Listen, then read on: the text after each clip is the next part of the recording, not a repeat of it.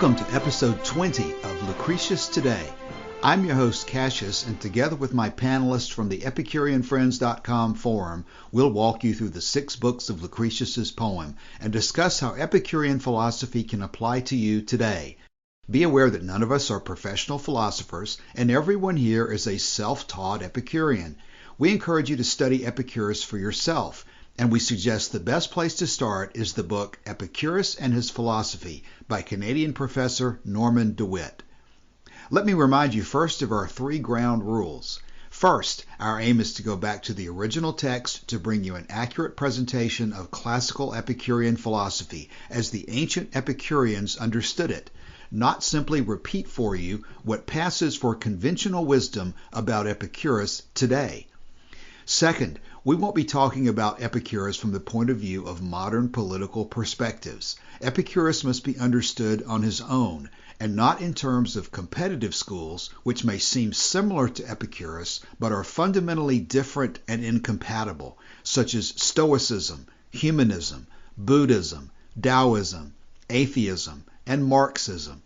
Third, we'll be approaching Lucretius exactly as he intended, with the goal of understanding the fundamental nature of the universe as the essential base of Epicurean philosophy. From this perspective, you'll see that Epicurus taught neither the pursuit of luxury nor the pursuit of simple living as ends in themselves, but rather the pursuit of pleasure, using feeling as the guide to life, and not supernatural gods, idealism, or virtue ethics. As important as anything else, Epicurus taught that there's no life after death, and that any happiness we'll ever have must come in this life, which is why it's so important not to waste time in confusion. Remember that our podcast page is lucretiustoday.com, and there you can download a free copy of the versions of the poem we're reading. Our home for discussion of Lucretius and all other aspects of Epicurean philosophy is the EpicureanFriends.com web forum. Now for today in this episode 20, we'll discuss how the universe is infinite in size. We'll now join the discussion with Martin reading today's text.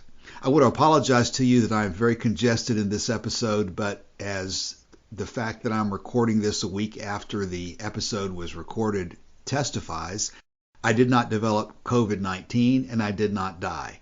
So with that, let's start with Martin reading very close to the end of Book 1 of Lucretius. But since I taught the principles of matter are solid, are eternal, ever-moving, nor are destroyed, now come let us inquire whether they have an end, or are by nature infinite. And since we have found a place or space in which all things are moved, let us now see whether the universe made up of void and body be circumscribed, or does to a profound immensity extend. This all, therefore, does not admit of bounds, for if it did, then it must have something extreme. Now, no extreme can be unless it lies beyond those things whose bounds, or whose extreme it is, from whence they may be seen, and beyond which our faculty of sight can reach no further. Now, since we must own that nothing can be beyond the all, this all has therefore no extreme. It has no ends, no bounds, nor does it signify what spot of this great all you stand upon. For on what part soever you are fixed, you have a wide and infinite space around you every way. But if this wide extent of space be finite and circumscribed, let a man stand upon the utmost verge, and from thence throw a dart. Whether you choose this dart, with mighty force thus cast, should reach the mark designed, and fly swift on, or whether you think that something should hinder or oppose its flight, and one of these you must confess.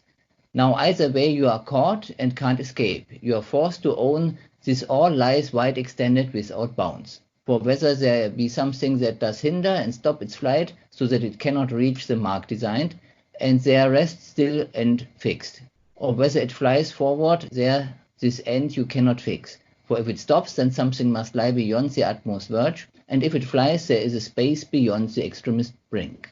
And thus I follow close, and wheresoever you place the extreme bounds, I still demand what comes of your dart, so that no bounds can anywhere be fixed, but space immense will always give a passage to its flight. Besides, where this all extended space shut up by certain bounds in every side, and was by nature finite, then this mass of matter, pressed by its solid weight, had long ere now sunk to the lowest place, and therefore nothing under the vault of heaven could have a being, nor could there be heavens at all, or the sun's light. For then the seeds of things that had been sinking from all eternity would in confusion lie on heaps. By now the principles of bodies have no rest at all, are ever moving, because there is no such thing as lowest place to which they may descend, no fixed abode where they should rest, but things are ever carried by motion never ending through every part of this vast all, from whence the active seeds of things arise and are eternally supplied. Further we see one thing bounds another.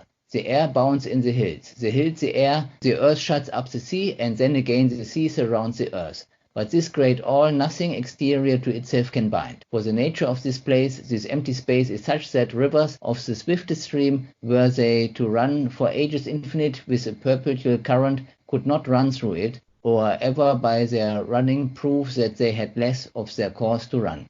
So vastly wide this mighty space of things extended lies on all sides, every way without all bounds. Besides, the laws of nature do provide that this universe of things will not admit of limits to itself, because body is bound to void, and void bound to body. And by this mutual termination is that this great all becomes immense. For were not each a bound until the other, were body not a limit set to void, the void would be infinite, and all finite bodies would be dissolved. And so nor sea nor earth, nor the bright heavens, nor mortal race of men, nor sacred bodies of gods could be one moment of an hour.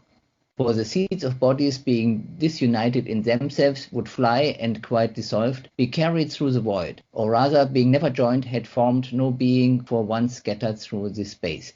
They could not be compelled to join again. For certainly the principles of things could never arrange themselves in form or order, by counsel or by wisdom of the mind, nor any compact make how each should move. But being changed in various forms and struck with many blows, they are driven through this void for many ages, and having tried all kinds of motion and of union, they at length by chance are so disposed to frame those bodies of which this universe of things consists. And these seeds once thrown into convenient motions, and keeping in the same for many ages, is the true cause that rivers, with a large supply of waters from their streams, fill up the greedy sea, and the earth, supported by the sun's heat, renews the fruits, and the race of living creatures flourish, and the rolling stars of heaven are kept alive, all which could never be if from this infinite mass a supply of seeds flowed not, from whence decaying things might rise and live and be from age to age repaired. Martin, I would really like to hear from you, particularly being a physicist. Were any of the observations of modern physics similar to the things that Lucretius is saying here? In some way, yes, but there are a few differences, of course, because the reason why for us it now fits all together is that we have general theory of relativity, and this was simply not available at that time. And also what we can see is only our extrapolation back to what we call the Big Bang, and that looks for us like a start of the universe. What we do not know for sure is whether this start included an infinitely large big mass or not. So whether the universe, as it's filled with matter, whether it's infinitely spaced or not. We don't know that, and we may not even be able to find it out because of the limits set by the special theory of relativity. So that means from what we know, we cannot 100% confirm that Epicurus and through Epicurus and Lucretius were right. But they're at least close, surprisingly close to what we know today. And especially if we take it from the empirical standpoint that for what matters for us on Earth, then the simplistic model put forward by Epicurus and Lucretius is something which works. I'm very impressed. Is he the first one to propose that the universe is infinite? Did anybody come up with this before him? I don't even know that. It seems like a really, really big deal. It is important, to the rest of the philosophy, and it's still important because if it were not infinite, it leaves room for this idea of a supernatural godlike perspective from outside of it. Something that's outside materialism that can see everything at once, and then you can actually have an absolute perspective, but there's no room for that because the material universe is everywhere. everywhere. Yes, and this is the thing. This is basically the relatively easiest way to simply get rid of completely of something like first mover or God or whatever. No? Yes, right. But there are more complicated ways to do that, so it's not it's not a necessary conclusion. So that means it's one way to do it, and from the way I see it, the relatively most easy way, and this is the way to go if we don't have really experimental data to go beyond. Yeah, I think this is what later during the Enlightenment, this was one of the key understandings that the deists had. And, the deists not being a group that really thought there was a prime creator that then just kind of went away, but actually were people that just said, well, everything is the universe. And so we're just going to call that God. Very Spinozan. Yes, right. So I think listeners should realize how striking and probably radical this particular section is. It depends on other things that have already been said about matter and void, but it's one of the really big conclusions. As for other philosophers about an eternal, or rather infinite universe, might have to look into the Eleatics, but I guess a similar philosopher that I can think of would be the Indian philosopher Kanada. But that's more along the lines of atomism. When was that? Well, that's actually up for a lot of debate. 6th to 4th century BCE. But in any case, before Epicurus. Do we know if Democritus had considered infinite universe as part of his atomism? I would expect Democritus was just not concerned with it. I don't recall. That was more along the lines of like Parmenides and like the sort of like monistic lines of thinking. We could substitute the all in this section of Lucretius and replace it with the one, whether it's in like Plato or Parmenides. Maybe we could look to Lucretius, though. So let's see. Parmenides said the universe is finite and spherical. Okay, Anaxagoras thought that there was an infinite universe. Maybe that was one reason why Epicurus was easier on him. Yeah. The Stoics said that the universe is finite in size but surrounded by infinite void. Well, why don't we begin to look paragraph by paragraph or passage by passage for a few minutes and go back to the beginning. I should say probably before we do that we're closing in on the end of book 1 here. Today we've moved away from discussing the nature of atoms and comparing it to saying that there's 4 elements or that there's a single element. We've now shifted to examine the universe itself, and the first observation before we end book 1 is that the universe is unlimited in size, and then the only other observation included in book 1 is that there's no center to the universe, and we'll discuss that in the next episode. But with those 2 observations about the universe being unlimited in size and then having no center, we come to the end of book 1. It's hard to say what the significance of moving to a second book is, but presumably these 2 particular points, along with nothing comes from nothing and nothing goes to nothing, are some of the most fundamental physics of the Epicurean system. Yeah. I guess we've previously established that the universe is eternal as well. So that would be among the list, is that nothing comes from nothing, nothing goes to nothing, the universe is eternal. Now the universe is infinite in size, and next week the universe has no center. Right. He's built up to his cosmology of the fundamental particles. And I guess that's kind of what he's going now back to the first paragraph. He says something like that. Since I have taught that the principles of matter are solid or eternal or are ever moving and are not destroyed, then we move to the question of whether there's an infinity of the universe or not. Or actually, this one says, it's not just is the universe infinite, because after him, the Stoics came up with the matter is finite, but the void is infinite. But are these particles infinite? That's a very important point. Yeah. So let's see. Okay. And that's definitely going to be addressed if it's not addressed in this section, is whether there's an infinite number of particles or not. That is nicely related. So if it has no beginning and no end and is infinite, then the number of particles has to be infinite too. Right. And I think that's what he's laying out here. Okay. So his list of his physical principles in that first passage there is pretty clear. So his first argument appears to be that there's no extremity and that everything has to have an extreme except for the universe itself. Let's see. What about that argument? He's partly talking about his definition, but then he gets into observations to support it. So where he says, now we must own that nothing can be beyond the all, right? That's actually more of a reasoning. Yeah, a logical construct. Yeah. Right. So if you say it's everything, then you can't have anything outside of it. But he doesn't stop there. So that's really important. He's not pulling a Plato. But it is one of those sort of practical reasoning things that, like Ellie says, that, obviously, if it's everything, then there's nothing else. Well, the first sentence there, the all therefore does not admit of bounds, for if it did, it must have something extreme. Now, you can say that's a logical argument, and it is, but it's also based on our observation of everything we've ever come into contact with. If we can hold it in our hands or see it or have any interaction with it, then it's got an edge to it that separates it from something else. So although it's a logical conclusion, it's certainly connected with things we observe. Yes. When in the end, there is no empirical way, especially at that time, to tell it's infinite or not. So it's still just a logical argument. He just gives a way how to, in principle, to think about it. And it's actually valid if we think of it as what we call a Euclid space. That means the space which behaves like we think it, but we can construct mathematically spaces which are like, it's often visualized. So if we look at two-dimensional beings living on the surface of a sphere, so their universe is not infinite. In a similar way, so it was argued that our universe might be a three-dimensional hypersphere in a four-dimensional space. So in these three dimensions, the universe would then not be infinite.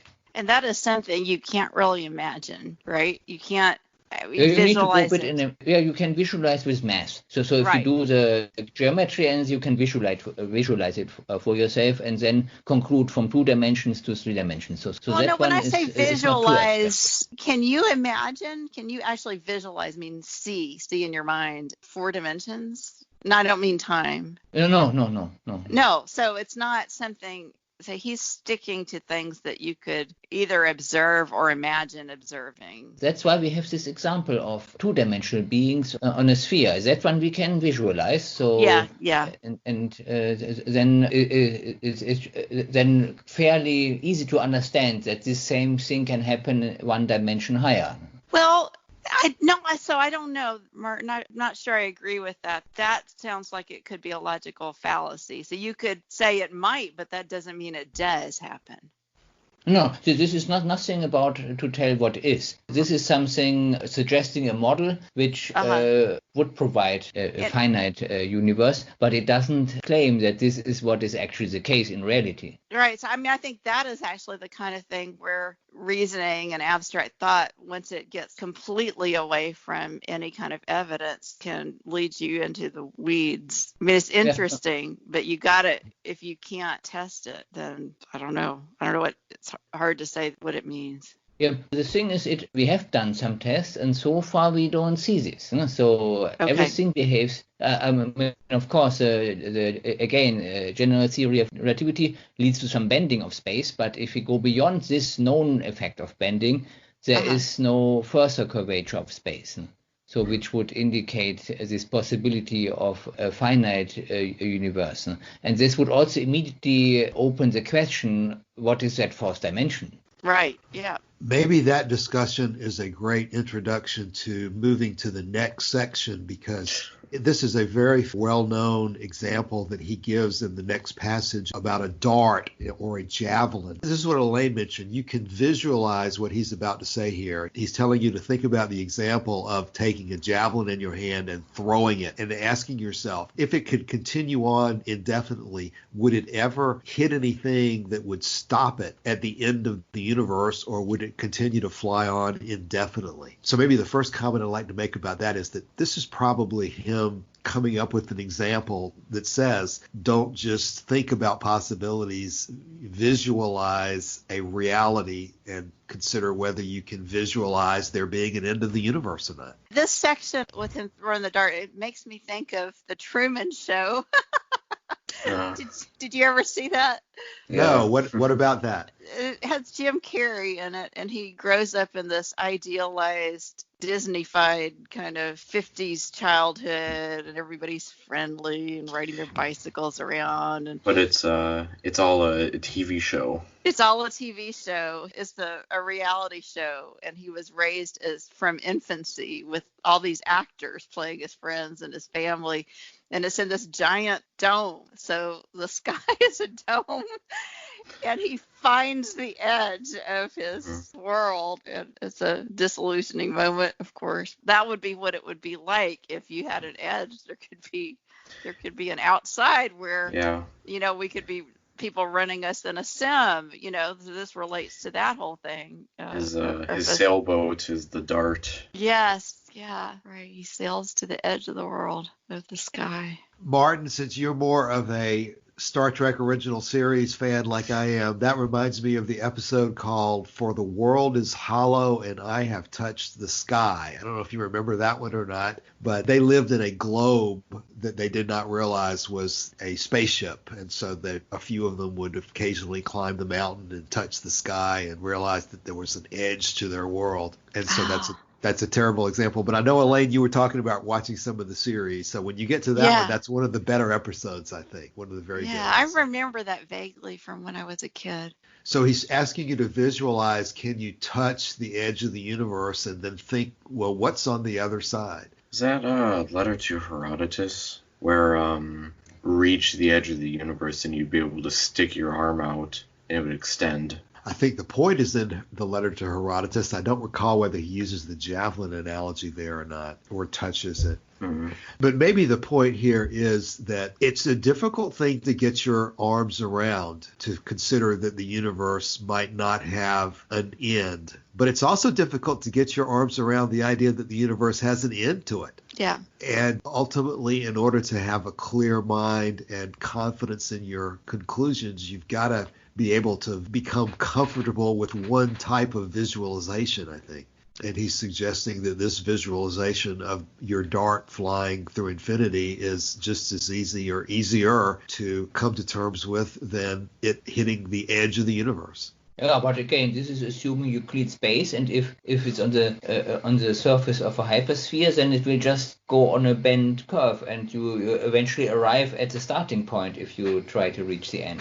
Yeah, I think that's a good point. He's talking to people who are not necessarily familiar with Euclidean or other complicated geometry or math or anything. He's trying to address the concerns of your common man type person who is smart enough to think about the question of whether the universe has an end or not, but not a dedicated scientist himself to come up with mathematical theories about it. Right. Okay. In this case, if we take that standpoint, then it immediately follows that the universe is infinite. Yeah. Yeah. Right.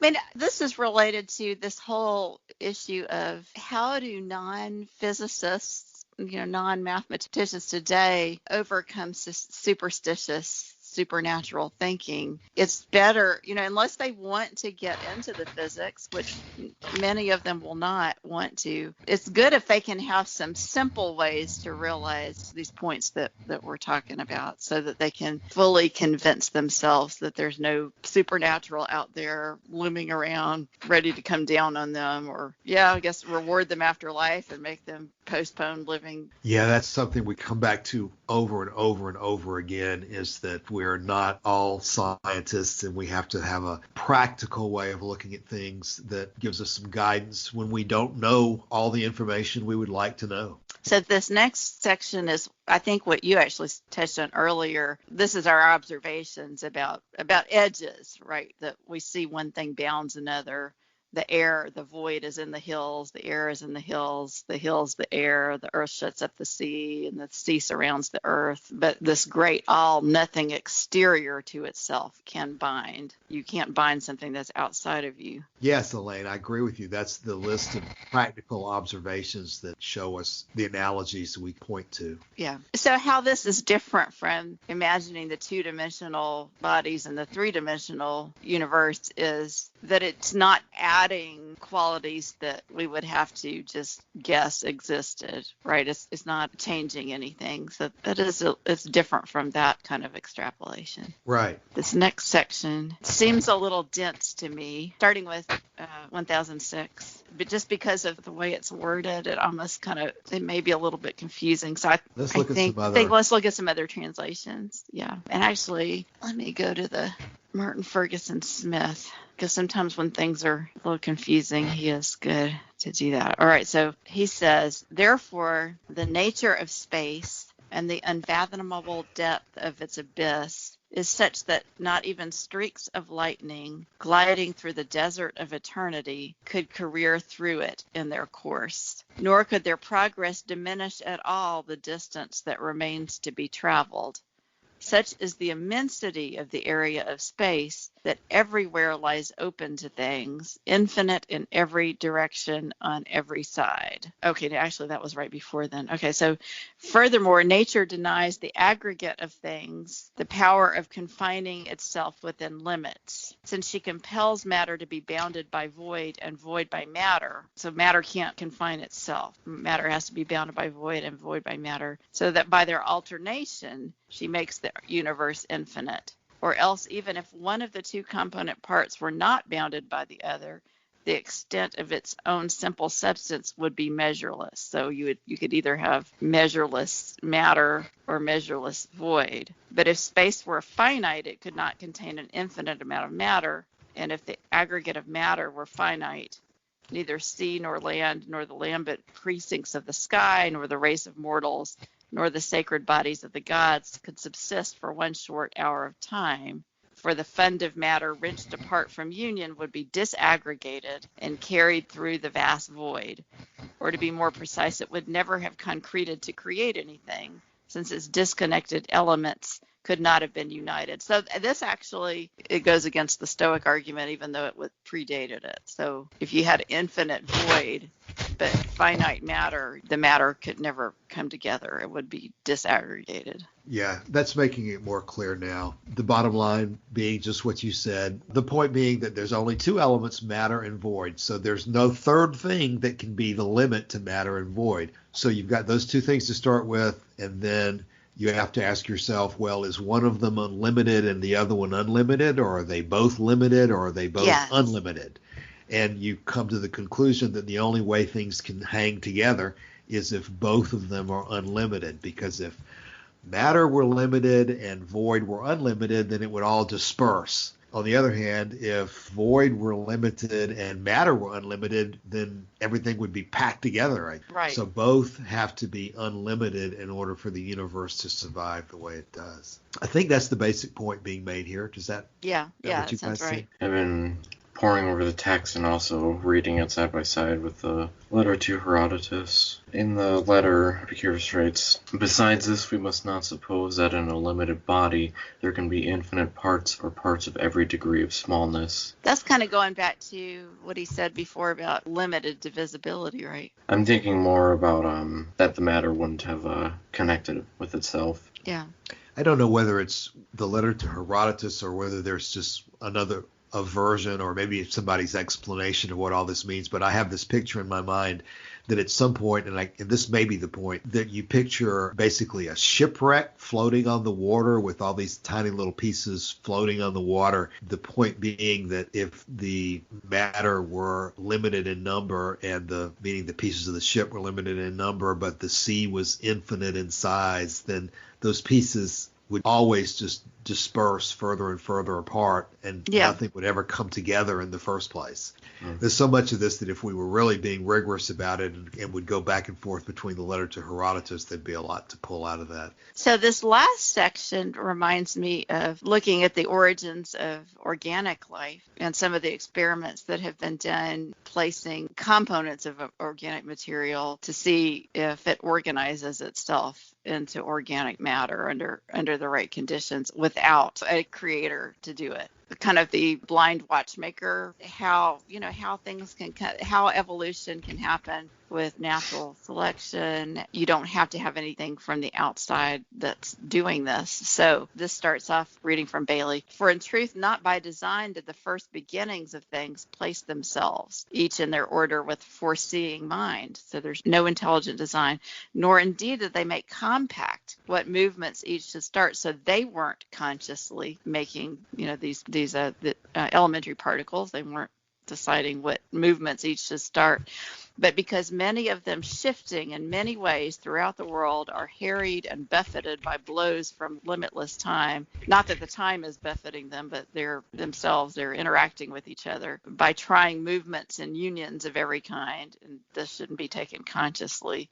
At last they fall into dispositions as those whereby our world of things is created and holds together. So our world of things is not the whole universe. I don't think he's proposing that the earth is eternal, right? But everything that we have was created because and holds together because of these interactions of particles. And it too, our world of things, it too preserved from harm through many a mighty cycle of years. So for a long time, when once it has been cast into the movement suited to its being, brings it about that the rivers replenish the greedy sea with the bounteous waters of their streams, and the earth fostered by the sun's heat renews its increase, and the race of living things flourishes, sent up from her womb, and the gliding fires of heaven are alive. All this they would in no wise do unless the store of matter might rise up from limitless space, out of which they are used to renew all their losses in due season. There he gets poetic again. We should go to Stallings.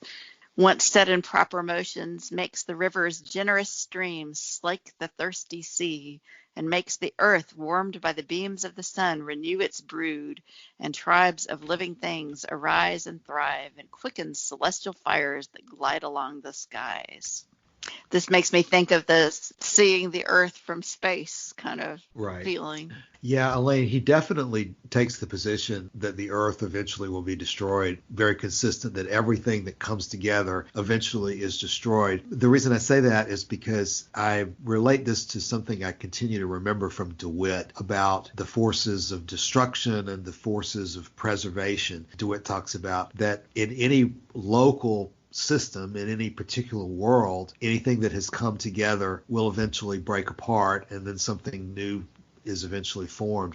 But from the perspective of the universe as a whole, that does not carry through. From the point of view of the universe as a whole, the forces of preservation prevail because the universe itself is never totally destroyed. It reorganizes itself in its localities, but as a totality, it never goes away. And by no means does that mean that the universe is necessarily benevolent or wise or intelligent or conscious. But in the end, if you're comparing preservation versus destruction, preservation wins out from the universal view. I guess that's part of the explanation of matter having infinite extent, just like void has infinite extent. If void had infinite extent and matter were limited, then nothing would ever be formed. Right. But that's not the way things are. But clearly that first passage you're reading in that section about 1020, where not by design did the first beginnings of things place themselves each in their order. I mean, that is a flat denial of intelligent design. It's a flat denial of any theological prime mover argument. Nor did they make compact among themselves so that there's no supernatural order from outside the universe, nor is there a supernatural order within the universe that they made agreements among themselves about how the elements should come into order. Martin, any thoughts on this? Yeah, so maybe what I can do is then make the link again what we know today. So today we know that the universe dilutes itself over time more and more because of the expansion, and even more from the accelerated expansion because of space itself. That means the void expands. So it means at the conditions that worlds like ours, I mean the Earth, for example, or the planetary system around our sun, these conditions will not always prevail that something like this forms. Martin, I always like to point out when you say something like that you're basing your comments on the observable universe. Yes.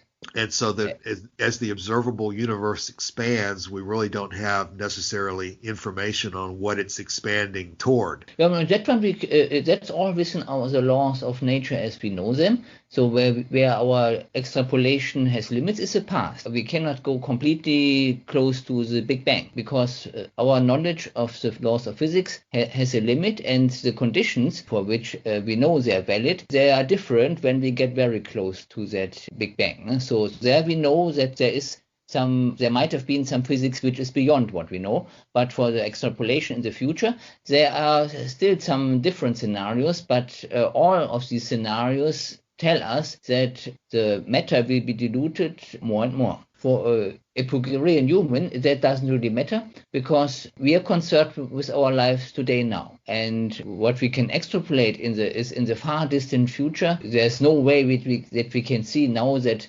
mankind would survive long enough to see anything of that to happen. It's like what you said 2 or 3 episodes ago, that from our perspective, or just the time of our lives put into perspective with the age of the universe into its future, that it may as well be infinite. Yes, exactly. So this Epicurean model of the universe with infinity in every sense, that one just makes sense from a practical perspective for us. There's nothing that we can observe outside that would contradict our observations and tell us that there's a supernatural God who wants us to live in some way other than what nature would provide for us. Well, maybe we should begin to think about closing comment for this week. Yeah, for me, that was basically my closing comment, what I said now. Okay.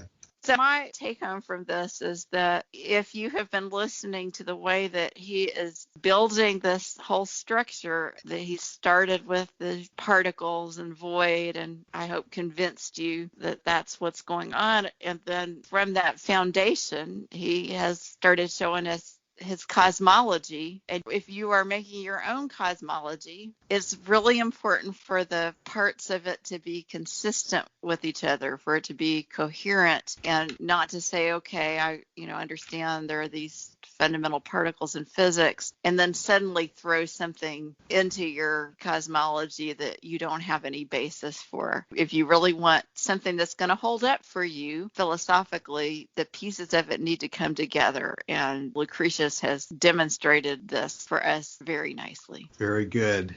Very good. Okay, well, in our next episode, we will move to the end of Book 1. We will discuss how the universe does not have a center, and we will then set the stage to move to Book 2, which continues our exploration of the details of the physics of the universe and moves us on to the point where we can apply that to the question of whether we have souls and life after death and things like that. But for the moment, we'll bring this to an end then and be back soon.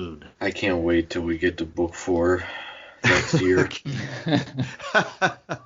What part of that is what you're thinking about? Is that just the love part or the sensations and images? Oh, yes. Book 5, too. Actually, it looks like I'm looking at my table of topics on the wiki, and it looks like Book 3 is more the issue of whether the mind and the soul are mortal or not. So Book 2 is going to continue basically on more about the atoms and the physics, and maybe he's still in Book 2 hammering the point that there's no supernatural beings, it looks like. The Stallings titles for the books are pretty on the point.